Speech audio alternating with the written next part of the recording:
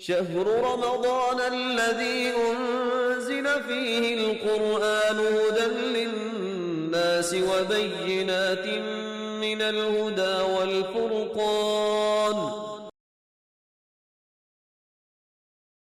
السلام علیکم ورحمۃ اللہ وبرکاتہ، نحمده ونصلی علی رسولہ الکریم، اما بعد فاعوذ باللہ من الشیطان الرجیم، بسم اللہ الرحمن الرحیم، رب اشرح لی صدری ویسر لی امری واحلل عقدۃ من لسانی یفقہوا قولی۔ الحمد للہ ذی العزۃ والجلال، تفرد بالکبریاء والعظمۃ والجمال، احمدہ علی کل حال، هو الباقی بلا زوال، بجودہ تدرک الآمال والیہ المرجع والمآل۔ تمام قسم کی حمد اللہ کے لیے ہے جو عزت اور بڑائی والا ہے، جو کبریائی، عظمت اور جمال کے ساتھ اکیلا ہے۔ میں ہر حال میں اس کی حمد کرتی ہوں، وہ ہمیشہ قائم رہنے والا ہے، اس کو کوئی زوال نہیں۔ اللہ کی سخاوت کے سبب ہی آرزوؤں کو حاصل کیا جا سکتا ہے، اور اسی کی طرف لوٹنا ہے اور اسی کی طرف انجام کار ہے۔ 18واں پارہ، سورۃ المؤمنون۔ قد افلح المؤمنون، ایمان والے یقیناً فلاح پا گئے۔ فلاح کا مطلب ہوتا ہے، لفظی مطلب چیرنا، کاٹنا۔ کاشتکار کو فلاح کہا جاتا ہے کیونکہ وہ زمین کو چیر پھاڑ کر اس میں بیج بوتا ہے، لیکن شرعی اصطلاح میں کامیاب وہ ہوتا ہے جو دنیا میں رہ کر اپنے رب کو راضی کر لے اور اس کے بدلے میں آخرت میں اللہ کی رحمت اور مغفرت کا مستحق قرار پائے، یعنی دنیا میں اللہ کی رضا میں جیے اور آخرت میں اللہ کی جنت میں جیے۔ اور اصل کامیابی آخرت کی کامیابی ہے۔ اس کے ساتھ ساتھ اگر دنیا کی سعادت و کامرانی بھی مل جائے تو بہت خوب، لیکن اگر دنیا میں انسان کو کوئی تکلیف بھی ہے مگر اس تکلیف کے بدلے آخرت کی راحت ہے تو ایسا شخص یقیناً کامیاب ہے۔ قرآن مجید میں آتا ہے فَمَنْ زُحْزِحَ عَنِ النَّارِ وَأُدْخِلَ الْجَنَّةَ فَقَدْ فَازَ، پھر جو شخص آگ سے دور کر دیا گیا اور جنت میں داخل کر دیا گیا تو یقیناً وہ کامیاب ہو گیا، اور دنیا کی زندگی تو دھوکے کے سامان کے سوا کچھ نہیں۔ تو کامیاب لوگوں کی یہاں پر کچھ صفات بتائی گئی ہیں، جس میں سے پہلی صفت ایمان اور توحید ہے۔ قد افلح المؤمنون، ایمان لانے والے یقینی طور پر فلاح پا گئے۔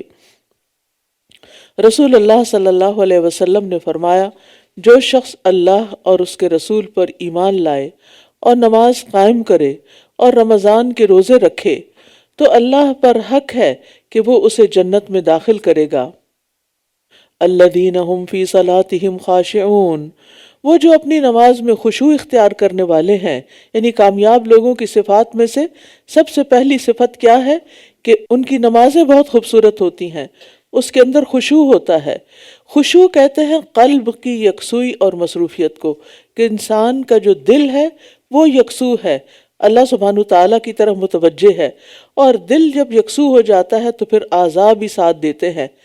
اس لیے کوشش یہ کرنی چاہیے کہ نماز میں خیالات اور وسوسوں کے ہجوم سے دل کو محفوظ رکھا جائے اور اللہ تعالیٰ کی عظمت و جلال دل میں بیٹھے۔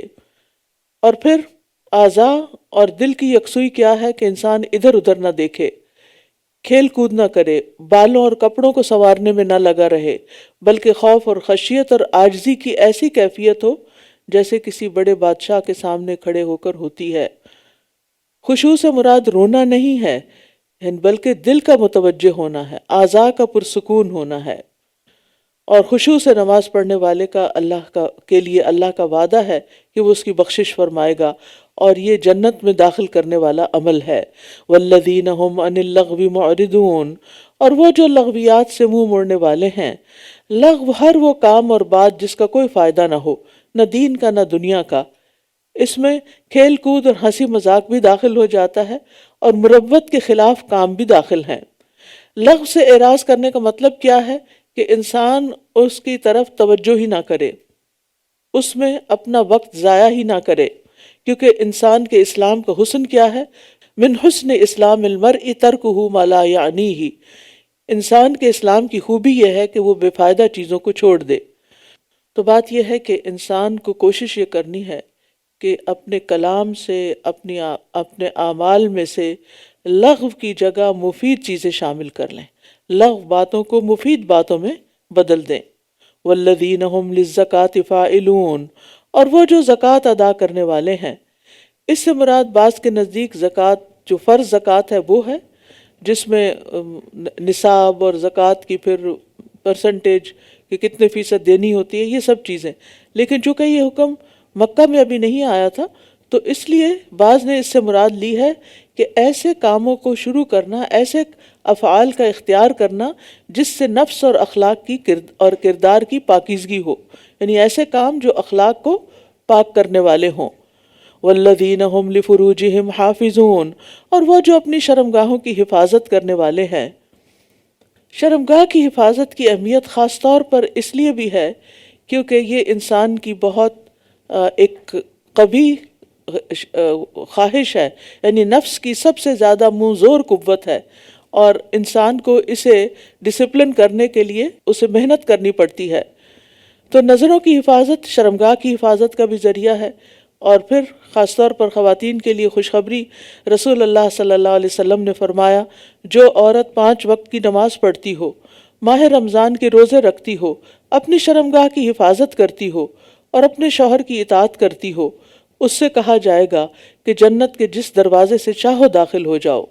تو فرمایا کہ والذین هم لفروجہم حافظون الا علی ازواجہم او ما ملکت ایمانہم فانہم غیر ملومین، سوائے اپنی بیویوں کے یا ان لونڈیوں کے جن کے مالک ان کے دائیں ہاتھ ہیں، بے شک وہ قابل ملامت نہیں۔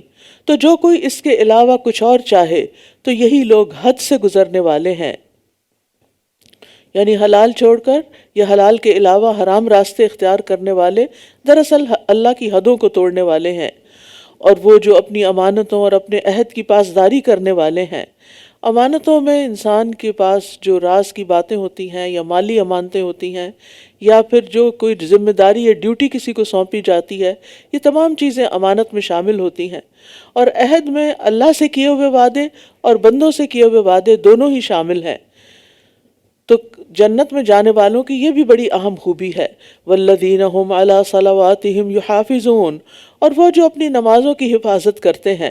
نمازوں کا ذکر 2 دفعہ کیا گیا ہے کیونکہ نماز تمام اعمال میں سے سب سے اہم عمل ہے، اور نماز کی حفاظت سے مراد ہمیشہ ادا کرنا اور ہر نماز کو اس کے وقت پر ادا کرنا ہے۔ ایک شخص نے نبی صلی اللہ علیہ وسلم سے پوچھا، کون سا عمل سب سے افضل ہے؟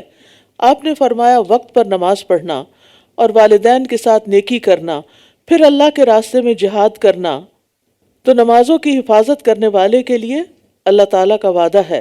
ہم سب کو بھی اس چیز کی پوری کوشش کرنی چاہیے کہ ہماری نمازیں وقت پر ہوں، کیونکہ کہتے ہیں نا، ویلے کی نماز اور کویلے دیاں ٹکراں، یعنی انسان اول وقت نماز پڑھے گا تو نماز میں خشوع بھی آئے گا، اطمینان ہوگا اور اس کو انجوائے بھی کرے گا۔ لیکن اگر دیر سے پڑھے گا تو پھر جلدی پڑھے گا، اور جلدی کی نماز میں وہ مقاصد پورے نہیں ہوتے جو انسان کی کامیابی کے لیے ضروری ہیں۔ اولئک هم الوارثون، یہی وہ لوگ ہیں جو وارث ہیں، یعنی یہ 7 صفات اپنانے والوں کا انعام ہے کہ یہ لوگ وارث ہوں گے کس کے؟ الذین یرثون الفردوس، جو فردوس کو ورثے میں پائیں گے، فردوس کے مالک ہوں گے۔ وارث کہنے کی 3 وجوہات ہیں۔ ایک یہ کہ یہ وراثت کسی چیز کے حقدار ہونے کا سب سے مضبوط سبب ہے، یعنی یہ لوگ جنت کے سب سے زیادہ مستحق ہیں۔ دوسرا یہ کہ یہ آدم علیہ السلام کی جائیداد کے وارث ہیں، کیونکہ ان کو وہاں سے نکالا گیا تھا اور وہ ان کی ملکیت تھی، ان کا گھر تھا، اور پھر جو اولاد وہ کام کرے گی جو اللہ تعالیٰ کو پسند ہے تو انہیں وہ گھر واپس مل جائے گا۔ اور پھر یہ کہ جنت میں اپنے گھروں کے وارث ہوں گے، جیسا کہ حدیث میں آتا ہے، نبی صلی اللہ علیہ وسلم نے فرمایا، تم میں سے ہر ایک کے لیے 2 گھر ہیں، ایک گھر جنت میں اور ایک گھر جہنم میں۔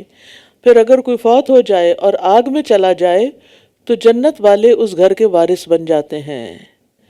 یہی مطلب ہے اللہ تعالیٰ کے اس فرمان کا، اولئک هم الوارثون الذین یرثون الفردوس هم فیہا خالدون، جو فردوس کے وارث ہوں گے وہ اس میں ہمیشہ رہنے والے ہیں۔ فردوس کہتے ہیں وسیع باغ کو، بہت بڑے باغ کو جس میں کئی قسم کے باغات ہوں اور ان میں طرح طرح کے پھلدار درخت ہوں، خصوصاً انگور اور خوشبودار پھول ہوں جو کثرت سے ہوں، تو اس کو فردوس کہا جاتا ہے۔ انگلش میں اس کو پیراڈائز کہا جاتا ہے، جو کہ فردوس سے ملتا جلتا لفظ ہے۔ وَلَقَدْ خَلَقْنَا الْإِنسَانَ مِنْ سُلَالَةٍ مِّن طِينٍ، اور یقیناً ہم نے انسان کو مٹی کے سط سے پیدا کیا۔ مٹی کے سط سے پیدا کرنے کا مطلب حضرت آدم کی مٹی سے پیدائش ہوئی، یا پھر انسان جو خوراک کھاتا ہے وہ سب مٹی سے ہی پیدا ہوتی ہے، زمین سے ہی آتی ہے۔ تو اس اعتبار سے نطفے کی اصل کیا ہے؟ مٹی ہے، یعنی انسان کے جسم میں جو کچھ بنتا ہے اور جو خوراک آتی ہے، چاہے وہ پلانٹ سے آتی ہو یا اینیمل سے آتی ہو، سب کا اوریجن مٹی ہے۔ پھر ہم نے اسے نطفہ بنا کر ایک محفوظ جگہ میں رکھا، اور محفوظ جگہ سے مراد رحم مادر ہے، ووم ہے، جہاں 9 مہینے بچہ بڑی حفاظت سے رہتا اور پرورش پاتا ہے۔ پھر نطفے کو ہم نے جمع ہوا خون بنایا، پھر جمے ہوئے خون کو گوشت کی بوٹی بنایا، پھر بوٹی کو ہڈیاں بنایا، پھر ہڈیوں پر ہم نے گوشت چڑھایا، پھر اسے ایک اور مخلوق بنا کر اٹھایا۔ تو نہایت بابرکت ہے اللہ، سب سے اچھا پیدا کرنے والا۔ ثم انکم بعد ذلک لمیتون، پھر اس کے بعد تم ضرور مرنے والے ہو۔ یعنی اگرچہ مٹی اور نطفے سے لے کر موت تک کا ہر لمحہ ہی موت کے بعد زندگی کا گواہ ہے، کیونکہ جسم کا ہر خلیہ جو سیل جو ہوتا ہے وہ فنا ہو رہا ہوتا ہے اور اس کی جگہ نیا سیل پیدا ہو رہا ہے۔ یعنی ہمارے جسم میں ہر وقت موت کا عمل جاری رہتا ہے، یعنی وہ سیل جس سے ہمارا جسم بنا ہے ہر لمحہ فوت ہوتے رہتے ہیں اور ہر لمحہ نئے بنتے بھی رہتے ہیں، اور یہ مسلسل عمل ہے جس کے دوران انسان بچپن سے جوانی، جوانی سے بڑھاپے کی طرف منتقل ہو جاتا ہے۔ لیکن اس سلسلے پر غور کرنے والے کم ہیں، اور پھر ایک عرصہ جب زندگی کا انسان دنیا میں گزار لے گا تو پھر موت کی طرف چل پڑے گا۔ ثم انکم یوم القیامت تبعثون، پھر تم قیامت کے دن یقیناً اٹھائے جاؤ گے۔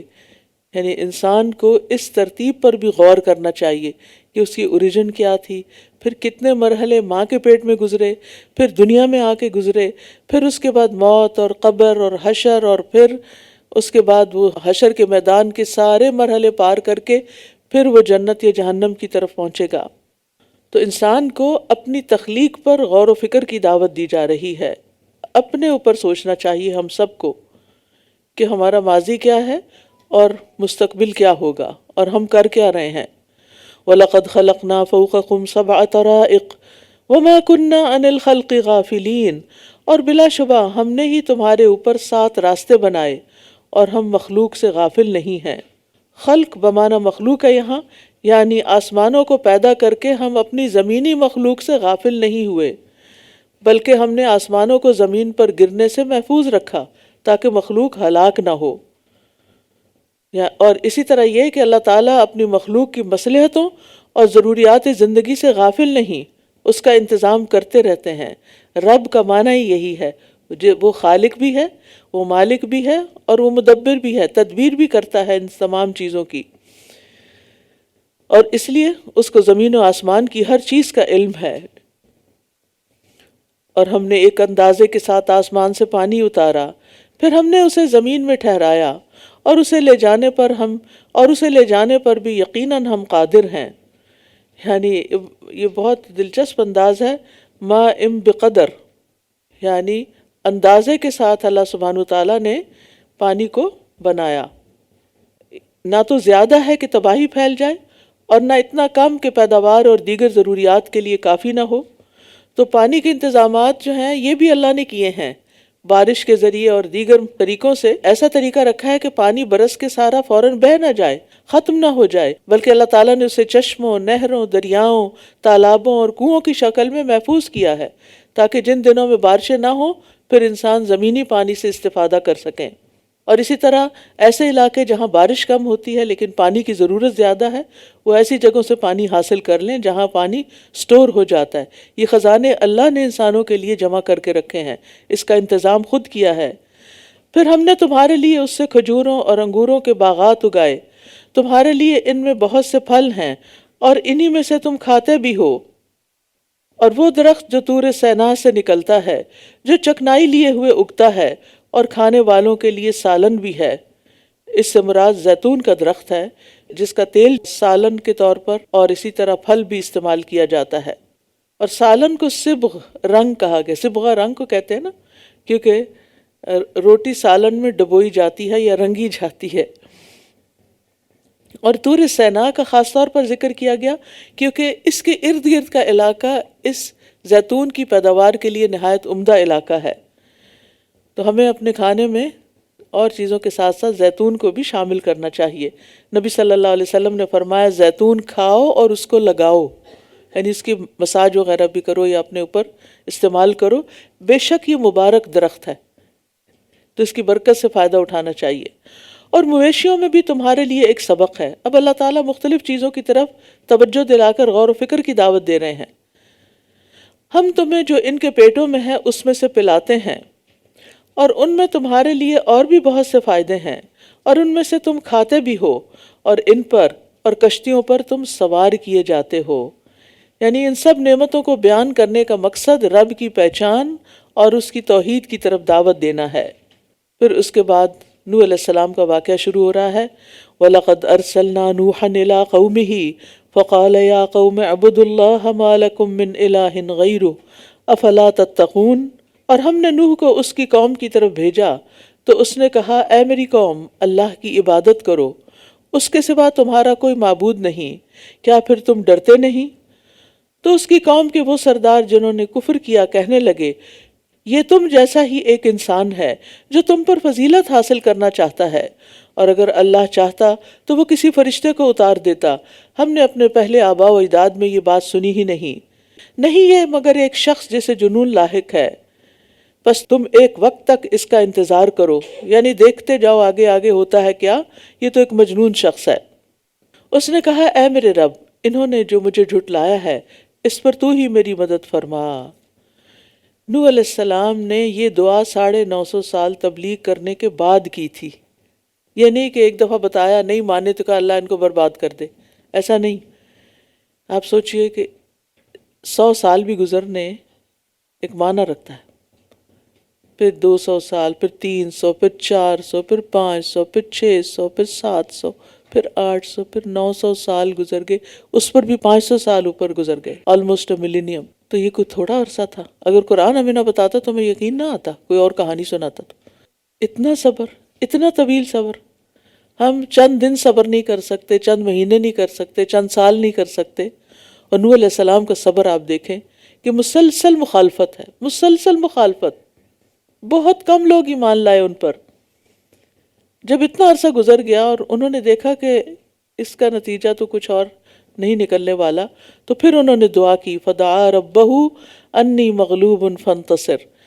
نوح علیہ السلام نے رب سے دعا کی میں مغلوب ہوں، کمزور ہوں، تو میری مدد کر۔ تو اللہ تعالیٰ نے دعا قبول فرما لی اور حکم دیا کہ میری نگرانی اور ہدایت کے مطابق کشتی تیار کرو۔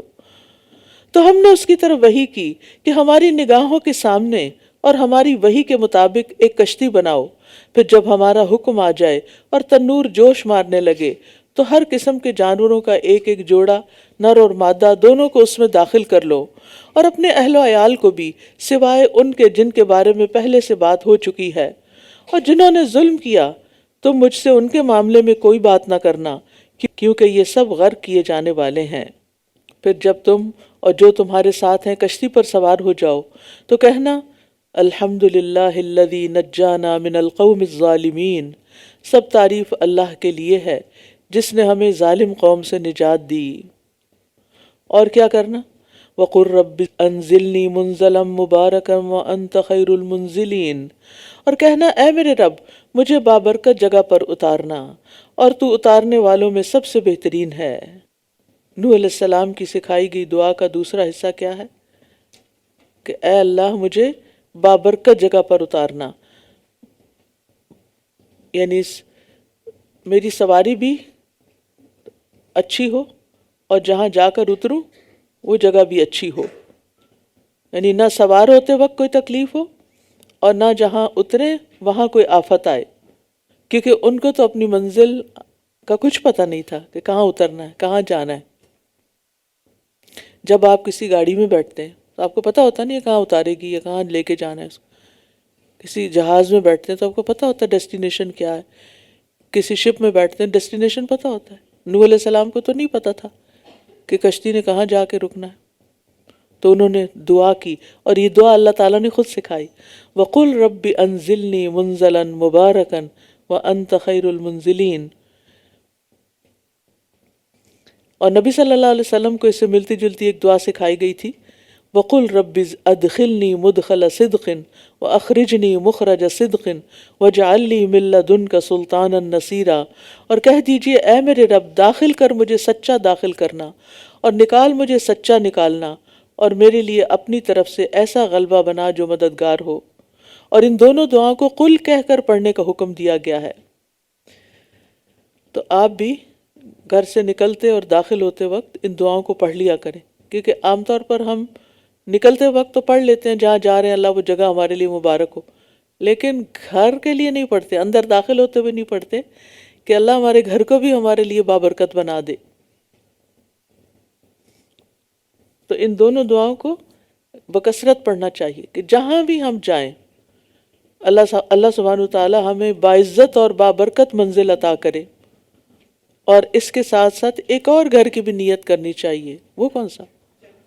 جنت، یس، جنت کا گھر، کہ اللہ ہمیں دنیا میں تو اچھا ٹھکانہ دے اور اس کے ساتھ ساتھ آخرت میں بھی۔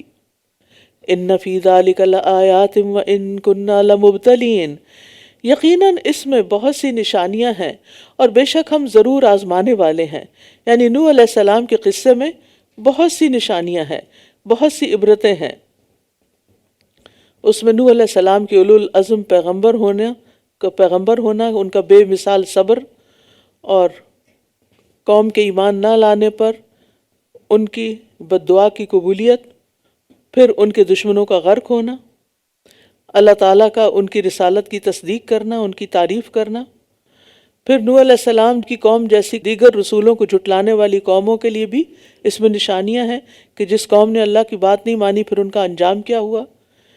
پھر آپ دیکھیں کہ اللہ کی قدرت کی کیسی کیسی نشانیاں ہیں کہ اتنا بڑا طوفان جس سے پہاڑ بھی نہیں بچے، پہاڑ بھی ڈوب گئے، جی سوچ کے بھی ہول آتا ہے نا کہ اتنا پانی، اور اس میں اللہ تعالیٰ نے نوح علیہ السلام اور ان کے ساتھیوں کو محفوظ رکھا جو بھی کشتی میں سوار تھے، اور بابرکت طریقے سے اتار کر بابرکت جگہ عطا کی۔ اسی طرح اللہ سبحانہ وتعالیٰ کی کامل حکمت اور اللہ کے علم کا بھی پتہ چلتا ہے، اور اتنے تباہ کن طوفان میں انسانی ضروریات اور جانوروں کی بقا کا انتظام بھی طے کیا۔ یعنی بہت سی نشانیاں ہیں اگر اس میں غور کریں، اور اس کے علاوہ پھر ان کے بیٹے کا رویہ اور اس کے ساتھ جو معاملہ ہوا وہ سب بھی قابل غور ہے۔ ثم انشأنا من بعدهم قرنا آخرین، پھر ہم نے ان کے بعد دوسرے لوگ اٹھائے، فارسلنا فیہم رسولا منہم، پھر ہم نے ان کی طرف انہی میں سے ایک رسول بھیجا کہ تم اللہ کی عبادت کرو، تمہارے لیے اس کے سوا کوئی معبود نہیں، کیا پھر تم ڈرتے نہیں؟ اور اس کی قوم کے وہ سردار جنہوں نے کفر کیا اور آخرت کی ملاقات کو جھٹلایا، اور ہم نے ان کو دنیا کی زندگی میں خوشحالی دی تھی، کہنے لگے یہ تو تمہارے جیسا ہی ایک انسان ہے، اسی میں سے کھاتا ہے جو تم کھاتے ہو اور وہی پیتا ہے جو تم پیتے ہو، اور اگر تم نے اپنے ہی جیسے ایک انسان کی اطاعت کی تب تو تم ضرور خسارہ پانے والے ہوگے۔ کیا یہ تم سے وعدہ کرتا ہے کہ جب تم مر جاؤ گے اور مٹی اور ہڈیاں ہو جاؤ گے تو تم زندہ کر کے نکالے جاؤ گے؟ ہیہات لما توعدون، بہت دور ہے وہ جس کا تم وعدہ دیے جا رہے ہو۔ زندگی تو بس ہماری دنیا کی زندگی ہے، ہم اسی میں مرتے ہیں اور جیتے ہیں، اور ہم دوبارہ اٹھائے جانے والے نہیں۔ یہ تو ایسا شخص ہے جس نے اللہ پر جھوٹ گڑھ لیا ہے اور ہم اس پر ایمان لانے والے نہیں۔ اس نے کہا اے میرے رب، انہوں نے جو مجھے جھٹلایا ہے اس پر تو ہی میری مدد فرما۔ جھٹلا قوم رہی ہے، اور نوح علیہ السلام اس سے جھگڑنے کی بجائے یا کسی اور کے پاس جانے کی بجائے اللہ کی طرف جاتے ہیں اور اللہ سے مدد مانگتے ہیں۔ فرمایا کچھ ہی دیر میں یہ ضرور نادم ہو جائیں گے، ان کو لگ پتہ جائے گا کہ اب ان کے ساتھ ہوتا ہے کیا۔ تو انہیں ایک چنگھاڑ نے حق کے ساتھ آ پکڑا، پھر ہم نے انہیں کوڑا کرکٹ بنا دیا۔ تو اللہ کی رحمت سے دوری ہو ظالم قوم کے لیے۔ پھر ان کے بعد ہم نے دوسری قومیں اٹھائیں۔ کوئی امت اپنے مقررہ وقت سے نہ آگے بڑھ سکتی ہے اور نہ پیچھے رہ سکتی ہے۔ یعنی اللہ تعالیٰ نے زندگی کی جو مدت مقرر کر دی ہے وہ دنیا میں نہ اس سے کم ٹھہرتی ہے اور نہ زیادہ۔ پھر ہم نے پے در پے اپنے رسولوں کو بھیجا، جب بھی کسی امت میں اس کا رسول آیا انہوں نے اسے جھٹلا دیا تو ہم نے ہلاکت میں ایک کو دوسرے کے پیچھے لگا دیا اور ہم نے انہیں قصے کہانیاں بنا دیا۔ تو ان لوگوں کے لیے اللہ کی رحمت سے دوری ہے جو ایمان نہیں لاتے۔ پھر ہم نے موسیٰ اور اس کے بھائی ہارون کو اپنی نشانیوں اور واضح دلیل کے ساتھ بھیجا فرعون اور اس کے سرداروں کی طرف، تو انہوں نے تکبر کیا اور وہ سرکش لوگ تھے۔ تو وہ کہنے لگے کیا ہم اپنے جیسے دو انسانوں پر ایمان لائیں جبکہ ان کی قوم ہماری غلام ہے؟ تو انہوں نے ان دونوں کو جھٹلا دیا تو وہ بھی ہلاک کیے جانے والوں میں سے ہو گئے۔ اور ہم نے موسیٰ کو کتاب دی تاکہ وہ لوگ ہدایت پائیں، اور ابن مریم اور اس کی ماں کو ہم نے ایک نشانی بنا دیا، اور ان دونوں کو ایک بلند پرسکون اور بہتے چشمے والی جگہ میں پناہ دی۔ یعنی اللہ سبحانہ تعالیٰ نے خاص طور پر یہاں وجعلنا ابن مریم کہا، عیسیٰ نہیں کہا، یعنی اس بات کا رد ہے کہ وہ ان کا کوئی باپ ہے یا نعوذ باللہ وہ اللہ کے بیٹے ہیں۔ اللہ سبحانہ تعالیٰ جیسے چاہے پیدا کرے۔ آدم علیہ السلام کو بغیر ماں اور باپ کے پیدا کیا، حوا علیہ السلام کو بغیر عورت کے ایک مرد سے پیدا کیا، اور عیسیٰ علیہ السلام کو بغیر مرد کے ایک عورت سے پیدا کیا، اور باقی تمام مخلوق کو مرد اور عورت دونوں سے پیدا کیا۔ خالق تو اللہ ہے نا، جس کو چاہے جیسے چاہے پیدا کر دے، اس کے لیے تو ان اسباب کی ضرورت نہیں۔ یا ایھا الرسل کلوا من الطیبات واعملوا صالحا انی بما تعملون علیم۔ اے پیغمبرو، پاکیزہ چیزوں میں سے کھاؤ اور نیک عمل کرو، بے شک جو عمل تم کرتے ہو میں اسے خوب جاننے والا ہوں۔ رزق حلال جو ہے وہ نیک اعمال میں معاون ہوتا ہے، اس لیے انبیاء علیہم السلام کو تمام کے تمام کو حلال کھانے اور نیک اعمال بجا لینے کا حکم دیا گیا۔ تو انسان کو زبانی شکر کے علاوہ، یعنی کھانا کھا کے زبانی شکر کے علاوہ اور کیا کرنا چاہیے؟ نیک کام بھی کرنے چاہیے، تب شکر کی تکمیل ہوتی ہے۔ صرف زبان سے شکریہ کہنا جو ہے یہ ادھورا شکر ہوتا ہے۔ وَإِنَّ هَذِهِ أُمَّتُكُمْ أُمَّةً وَاحِدَةً وَأَنَا رَبُّكُمْ فَاتَّقُونِ، اور بے شک تمہاری یہ امت ایک ہی امت ہے اور میں تمہارا رب ہوں، بس تم مجھ ہی سے ڈرو۔ پھر انہوں نے اپنے معاملے یعنی دین کو آپس میں ٹکڑے ٹکڑے کر کے جدا جدا کر لیا۔ ہر گروہ اسی پر خوش ہے جو اس کے پاس ہے، لہٰذا آپ انہیں ایک مدت تک ان کی غفلت میں چھوڑ دیجئے۔ کیا یہ سمجھتے ہیں کہ ہم مال اور بیٹوں میں سے کسی بھی چیز کے ساتھ جو انہیں مدد دے رہے ہیں ہم ان کو بھلائیاں دینے میں جلدی کر رہے ہیں؟ بلکہ وہ شعور نہیں رکھتے۔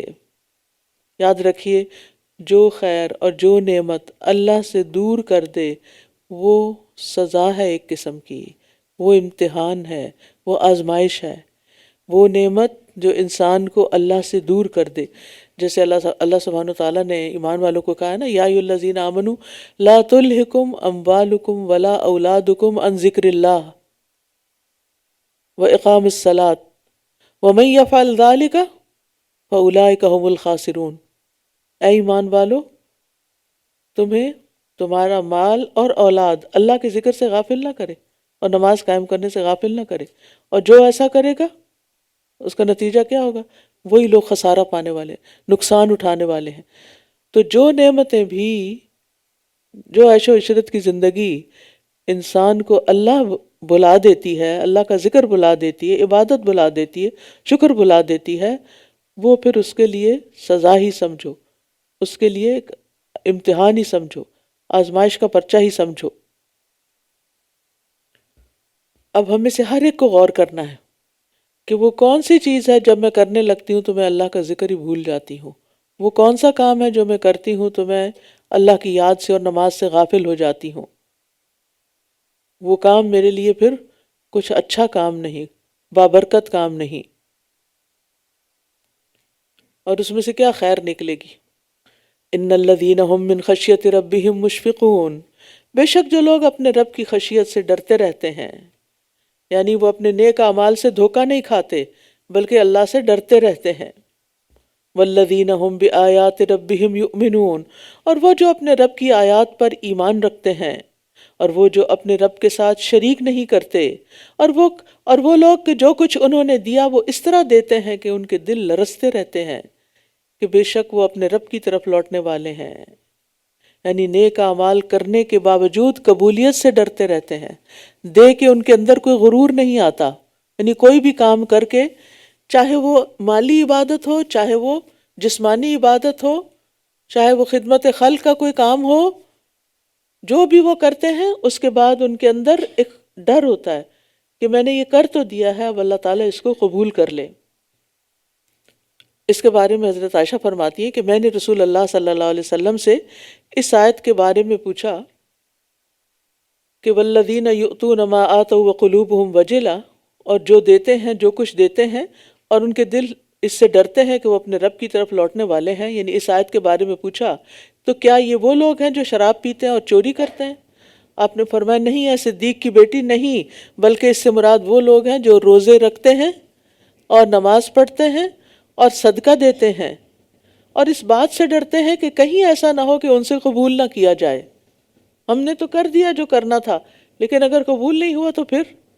یہی لوگ ہیں جو نیکیوں میں جلدی کرتے ہیں، کیونکہ ان کو کہیں بھی سیٹسفیکشن نہیں ہوتی کہ ہم نے انف کر لیا ہے، بلکہ وہ مزید کی خواہش کرتے ہیں، مزید کی طلب رکھتے ہیں۔ لیکن ہم کام کرتے ہیں اور اس کے بعد امن چین سے بیٹھ جاتے ہیں، بہت کر لیا۔ اولئک یسارعون فی الخیرات وہم لہا سابقون، یہی وہ لوگ ہیں جو نیکیوں میں جلدی کرتے ہیں اور یہی ان کی طرف سبقت کرنے والے ہیں، اور ہم کسی بھی جان کو اس کی وسعت سے زیادہ تکلیف نہیں دیتے، اور ہمارے پاس ایک کتاب ہے جو حق کے ساتھ بولے گی، اعمال نامہ، اور وہ ظلم نہ کیے جائیں گے، بل ان کے دل اس سے غفلت میں ہیں، بلکہ ان کے لیے اس کے علاوہ بھی کچھ اعمال ہیں جو یہ کر رہے ہیں، یہاں تک کہ جب ہم ان کے خوشحال لوگوں کو عذاب میں پکڑ لیں گے تو یکا یک یہ چلانے لگیں گے، آج تم چلاؤ مت، بے شک تمہیں ہماری طرف سے کوئی مدد نہ دی جائے گی، بلا شبہ میری آیات تم پر پڑھی جاتی تھیں تو تم اپنی ایڑیوں پر الٹے پھر جاتے تھے، تکبر کرتے ہوئے اس کلام کے بارے میں رات کو باتیں بناتے ہوئے بےہودہ گوئی کرتے تھے، یعنی کلام مجید یعنی قرآن مجید کا مذاق اڑاتے تھے تم۔ کیا انہوں نے اس کلام میں غور و فکر نہیں کیا، یا ان کے پاس ایسی چیز آئی ہے جو ان کے اگلے آباء و اجداد کے پاس نہیں آئی تھی؟ یعنی افلم یدبر القول، تو اس سے پتہ چلتا ہے کہ ہمیں قرآن مجید میں تدبر کو مسلسل اپنی زندگی میں شامل رکھنا ہے۔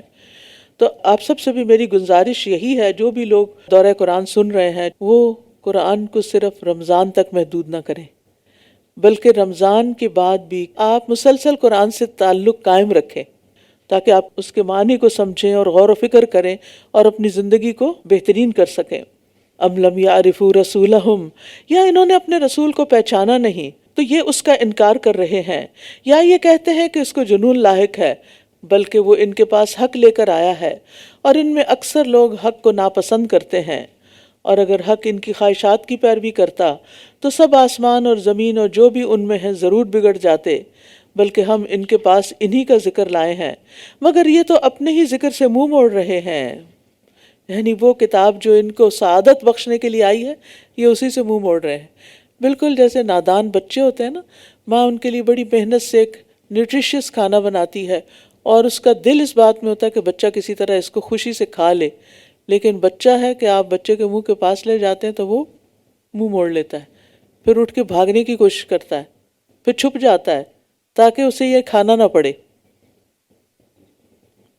بالکل ان نادانوں کا بھی یہی حال تھا کہ پیغمبر کو دیکھتے ہوئے اپنے اوپر کپڑے ڈال لیتے، کہیں چھپ جاتے، مجلس سے چپکے سے نکل جاتے تاکہ ہمیں نہ یہ سننا پڑے اور نہ ہی اس پر عمل کرنا پڑے۔ کیا آپ ان سے کسی اجرت کا سوال کرتے ہیں؟ تو آپ کے رب کا دیا ہوا اجر ہی بہتر ہے، اور وہ سب رزق دینے والوں سے بہتر ہے، اور بے شک آپ تو انہیں سیدھے رستے کی طرف بلاتے ہیں، اور بے شک جو لوگ آخرت پر یقین نہیں رکھتے وہ یقیناً سیدھے رستے سے انحراف کر رہے ہیں، اور اگر ہم ان پر رحم کریں اور جو بھی ان کی تکلیف ہے دور کر دیں تو یہ بھی ضرور اپنی سرکشی میں اڑ کر بھٹکتے پھریں گے۔ کچھ لوگ ایسے ضدی ہوتے ہیں کہ فقر و فاقہ بھی ان پر آ جائے تو ان کی سرکشی اور بڑھ جاتی ہے، ان کا غرور اور تکبر اور بڑھ جاتا ہے۔ وَلَقَدْ أَخَذْنَاهُمْ بِالْعَذَابِ فَمَا اسْتَكَانُوا لِرَبِّهِمْ وَمَا يَتَضَرَّعُونَ، اور ہم نے انہیں عذاب میں پکڑا، لیکن نہ تو یہ اپنے رب کے آگے جھکے اور نہ ہی یہ گڑ گڑاتے تھے۔ تو یاد رکھیے کہ جب کوئی تکلیف آئے، مصیبت آئے، آزمائش بڑھ جائے، تو اللہ تعالیٰ کی عبادت اور استعانت یعنی مدد مانگنے میں کثرت اختیار کرنی چاہیے۔ حتیٰ اذا فتحنا علیہم بابا ذا عذاب شدید، یہاں تک کہ جب ہم نے ان پر سخت عذاب کا دروازہ کھول دیا تو یکا یک وہ اس میں ہر خیر سے مایوس ہونے والے تھے۔ اور اللہ ہی وہ ذات ہے جس نے تمہارے لیے کان اور آنکھیں اور دل بنائے، بہت کم تم شکر ادا کرتے ہو۔ اور وہی ہے جس نے تمہیں زمین میں پھیلا دیا، زمین کے مشرق و مغرب میں، اور اسی کی طرف تم اکٹھے کیے جاؤ گے۔ اسی نے پھیلایا، وہی سمیٹ لے گا۔ اور وہی ہے جو زندہ کرتا ہے اور موت دیتا ہے، اور رات اور دن کا آگے پیچھے آنا بھی اسی کے حکم سے ہے۔ کیا تم عقل سے کام نہیں لیتے؟ بل قالوا مثل ما قال الاولون، بلکہ انہوں نے بھی ویسی ہی بات کہی جو پہلے لوگ کہتے تھے۔ کیا کہتے تھے وہ؟ انہوں نے کہا تھا کہ جب ہم مر جائیں گے اور ہم مٹی اور ہڈیاں ہو جائیں گے تو کیا واقعی ہم ضرور دوبارہ اٹھائے جائیں گے؟ یقیناً ہم سے اور ہمارے آباء و اجداد سے اس سے پہلے یہی وعدہ کیا گیا، یہ تو محض پہلوں کی کہانیاں ہیں۔ یعنی انہیں قیامت کا تذکرہ، آخرت کا تذکرہ ایک کہانی لگتا تھا بس۔ کہہ دیجئے یہ زمین اور جو کچھ اس میں ہے کس کا ہے اگر تم جانتے ہو؟ ضرور کہیں گے اللہ ہی کا ہے۔ آپ کہہ دیجئے کیا پھر بھی تم نصیحت حاصل نہیں کرتے؟ کہہ دیجئے ساتوں آسمانوں کا رب اور عرش عظیم کا رب کون ہے؟ وہ ضرور کہیں گے، یہ ضرور کہیں گے اللہ ہی کا ہے۔ کہہ دیجئے کیا پھر تم ڈرتے نہیں؟ کہہ دیجئے کون ہے وہ جس کے ہاتھ میں ہر چیز کی بادشاہت ہے، اور وہ پناہ دیتا ہے اور اس کے مقابلے میں پناہ دی نہیں جاتی اگر تم علم رکھتے ہو۔ یعنی وہ تمہاری حفاظت کرتا ہے، تمہیں بچاتا ہے ہر طرح طرح کی مصیبتوں سے، لیکن اس کو کوئی تکلیف لاحق نہیں ہوتی۔ اسے کسی بھی تکلیف سے بچنے کے لیے کوئی پناہ نہیں چاہیے، کیونکہ اس کو کوئی تکلیف دے ہی نہیں سکتا۔ سَيَقُولُونَ لِلَّهِ قُلْ فَأَنَّىٰ تُسْحَرُونَ، وہ ضرور کہیں گے کہ اللہ ہی کے لیے ہے۔ کہہ دیجئے پھر تم کہاں سے جادو کیے جاتے ہو، کہاں سے مسحور ہو جاتے ہو؟ پھر ہم ان کے پاس حق لے کر آئے ہیں، اور بے شک وہی جھوٹے ہیں۔ یعنی ہم نے تو ان کو صحیح بات بتائی ہے، لیکن ان کا انکار ان کے جھوٹے ہونے پر دلیل ہے۔ اللہ نے کوئی اولاد نہیں بنائی اور نہ ہی اس کے ساتھ کوئی اور معبود ہے۔ اگر ایسا ہوتا تو ہر معبود جو کچھ اس نے پیدا کیا ہوتا اسے لے کر الگ ہو جاتا اور ایک دوسرے پر چڑھائی کر دیتا۔ اللہ پاک ہے اس سے جو یہ بیان کرتے ہیں، وہ غیب اور حاضر کا جاننے والا ہے، وہ بہت بلند ہے اس سے جو شریک یہ ٹھہراتے ہیں۔ کہہ دیجئے اے میرے رب، اگر تو مجھے وہ عذاب دکھا دے جس کا یہ وعدہ کیے جاتے ہیں، تو اے میرے رب تو مجھے ان ظالم لوگوں میں شامل نہ کرنا، اور بے شک وہ وعدے جو ہم ان سے کر رہے ہیں آپ کو دکھانے پر یقیناً قادر ہیں۔ ادفع باللتی ہی احسن، برائی کو اس طریقے سے دور کیجئے جو سب سے اچھا ہو۔ جو کچھ وہ بیان کرتے ہیں ہم اسے خوب جانتے ہیں۔ کتنا خوبصورت سبق ہے، براہ راست نبی صلی اللہ علیہ وسلم سے کہا جا رہا ہے، لیکن اس میں ہم سب کے لیے بھی سبق ہے کہ اگر ہم سے کوئی برا کرے تو ہم بھی جواباً اس کے ساتھ ویسا ہی سلوک نہ کریں جو اس نے ہمارے ساتھ کیا، بلکہ ہمارا رویہ بہتر ہونا چاہیے۔ ہمارے ایمان کا تقاضا ہے کہ ہم لوگوں جیسے نہ بن جائیں بلکہ ان سے بہتر ہوں۔ اور بہتر انسان کس چیز کی بدولت ہو سکتا ہے؟ اخلاق کی بدولت ہو سکتا ہے، اپنے کردار کی بدولت۔ اگر اخلاق اور کردار اس میں سوار نہیں تو پھر اس کے پاس کچھ بھی نہیں۔ ابن عباس کہتے ہیں اس سے مراد ہے کہ غصے کے وقت صبر کر لو، برائی کو معاف کر دو، کسی نے کوئی تکلیف دی ہے، تمہارا کوئی نقصان کیا ہے، اس کو معاف کر دو۔ جب لوگ ایسے اخلاق اختیار کریں گے، یہ بڑی غور سے سننے کی بات ہے، جب لوگ ایسے اخلاق اختیار کریں گے تو اللہ ان کو ہر آفت سے بچا کے رکھے گا۔ ہم چاہتے ہیں نا کہ ہمیں آفات سے بچایا جائے، تو جن کے اخلاق اچھے ہوتے ہیں ان کے لیے ہر مشکل سے نکلنے کا رستہ بن جاتا ہے، اور ان کے دشمن بھی عاجز ہو کر ان کے دلی دوست بن جائیں گے۔ کیونکہ دوسری جگہ آتا ہے نا فَإِذَا الَّذِي بَيْنَكَ وَبَيْنَهُ عَدَاوَةٌ كَأَنَّهُ وَلِيٌّ حَمِيمٌ۔ وقل رب اعوذ بک من ہمزات الشیاطین، اور کہہ دیجئے اے میرے رب میں شیطانوں کے وسوسوں سے تیری پناہ چاہتا ہوں۔ وَأَعُوذُ بِكَ رَبِّ أَن يَحْضُرُونَ، اور اے میرے رب میں تیری پناہ چاہتا ہوں اس سے کہ وہ میرے پاس حاضر بھی ہوں، وہ پاس بھی نہ پھٹکے میرے۔ اللہ تعالیٰ نے اپنے نبی اور مومنوں کو حکم دیا ہے کہ وہ شیطان کے ہمزات میں اللہ کی پناہ طلب کریں، یعنی جب ان کے اوپر شیطان کے حملے ہوں، ایسے حملے جن پر وہ قابو نہیں رکھ سکتا، تو اللہ سے مدد لیں۔ خاص طور پر کس حملے کے وقت انسان قابو نہیں رکھ سکتا؟ غصہ، غیظ و غضب۔ تو پھر کیا پڑھنا چاہیے اس وقت؟ اعوذ باللہ من الشیطان الرجیم، وَإِمَّا يَنزَغَنَّكَ مِنَ الشَّيْطَانِ نَزْغٌ فَاسْتَعِذْ بِاللَّهِ إِنَّهُ سَمِيعٌ علیم۔ رسول اللہ صلی اللہ علیہ وسلم نے فرمایا جب آدمی کو غصہ آ جائے تو وہ کہے اعوذ باللہ۔ اگر سارا اینڈ تک نہ بھی پڑھے تو جیسے ہم خالی بسم اللہ بھی بعض مقامات پہ پڑھتے ہیں تو ایسے اعوذ باللہ اعوذ باللہ، اس سے اس کا غصہ ختم ہو جائے گا۔ تو جن لوگوں کو بھی غصہ آتا ہے اور بہت شدید آتا ہے اور بہت جلدی آ جاتا ہے تو وہ اس نسخے کو بس پکڑ لیں، کیونکہ غصہ آنا اچھی بات نہیں اور انسان کے اچھے اخلاق کے منافی ہے۔ آپ کا کیا دھرا سب کچھ ختم ہو جاتا ہے، یعنی آپ اتنے صبر کر کر کے اپنے بچوں کے ساتھ اتنے پولائٹ اور اچھے رہیں، اور پھر ایک دن آئے کہ آپ ایسا غصہ کریں کہ اگلی پچھلی کسر نکال دیں، گویا آپ نے کوئی اچھا کیا ہی نہیں۔ ان کے دل سے آپ کی ساری اچھائیاں تو محو ہو جائیں گی، باقی کیا بچے گا؟ غصہ۔ ہاں اگر آپ پہلے کر چکے ہیں اور اب اچھا اخلاق اختیار کریں گے تو کیا ہوگا؟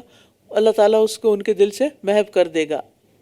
تو تعوذ پڑھنے کو معمولی نہ سمجھے کہ اچھا صرف اعوذ باللہ بس کافی ہے۔ دیکھیے آپ پڑھ کیا رہے ہیں، بول کیا رہے ہیں، میں اللہ کی پناہ چاہتی ہوں، میں اللہ کی پناہ لے رہی ہوں۔ حتی اذا جاء احدہم الموت قال رب ارجعون، یہاں تک کہ جب ان میں سے کسی کو موت آئے گی تو وہ کہے گا اے میرے رب مجھے واپس لوٹا دے۔ کہاں؟ لعلی اعمل صالحا فیما ترکت، تاکہ جس دنیا کو میں چھوڑ آیا ہوں اس میں نیک اعمال کروں۔ ہرگز نہیں، یہ تو بس ایک بات ہے جسے وہ کہہ رہا ہے، اور ان کے آگے تو اس دن تک ایک برزخ حجاب ہے جب یہ دوبارہ اٹھائے جائیں گے۔ تو آپ دیکھیے ہر انسان موت کے وقت ریگریٹ کا شکار ہوگا۔ یا ایسے ہی کبھی آپ نے ایگزامینیشن ہال میں بیٹھ کے اپنا ایگزام لکھا ہو اور آخری سوال آپ کو بہت اچھی طرح آتا ہو لیکن ٹائم ختم ہو جائے تو پھر کیا ہوتا ہے؟ سخت ریگریٹ۔ ہمیں اللہ نے بہت سی صلاحیتیں دی ہیں، بہت کچھ ہم کر سکتے ہیں، لیکن ہم ٹالتے رہتے ہیں، اچھا کر لیں گے بعد میں، کر لیں گے بعد میں، کتنا زیادہ ہم یہ لفظ بولتے ہیں اچھا بعد میں ہو جائے گا،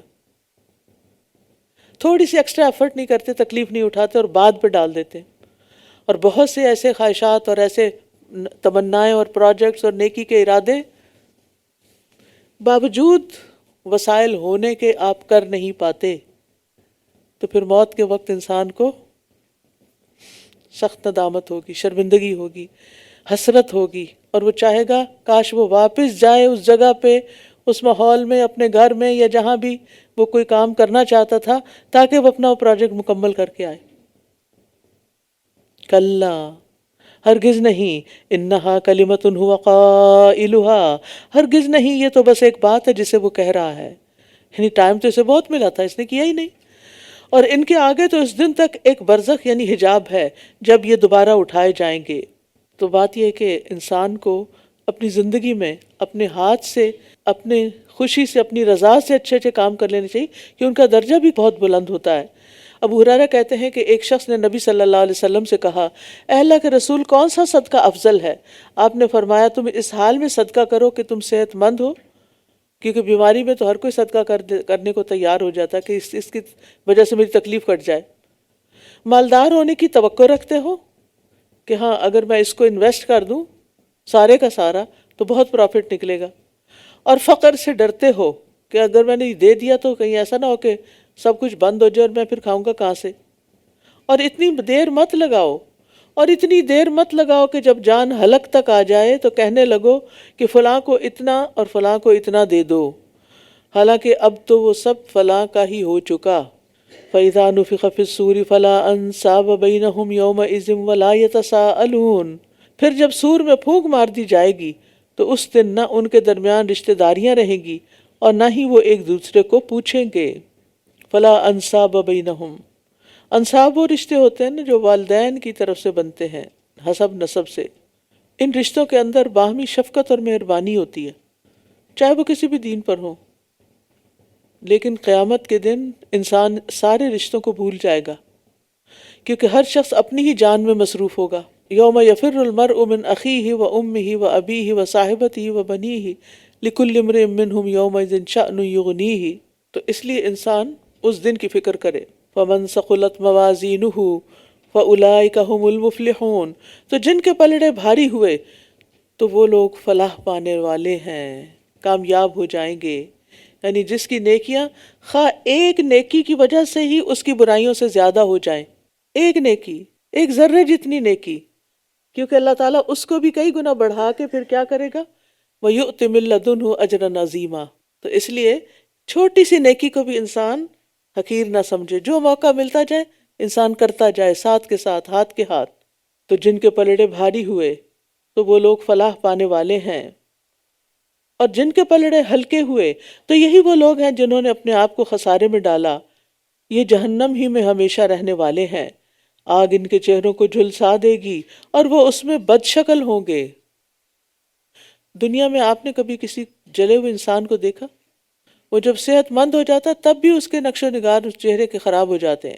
کیا میری آیات تم پر پڑھی نہ جاتی تھی پھر بھی تم ان کو جھٹلا دیتے تھے؟ وہ کہیں گے اے ہمارے رب، ہم پر ہماری بدبختی غالب آ گئی اور ہم ہی گمراہ لوگ تھے۔ یعنی اصل مسئلہ کیا تھا؟ ہماری خواہشات اور لذتیں وہ ہم پر چھا گئی تھی، غالب آ گئی تھی۔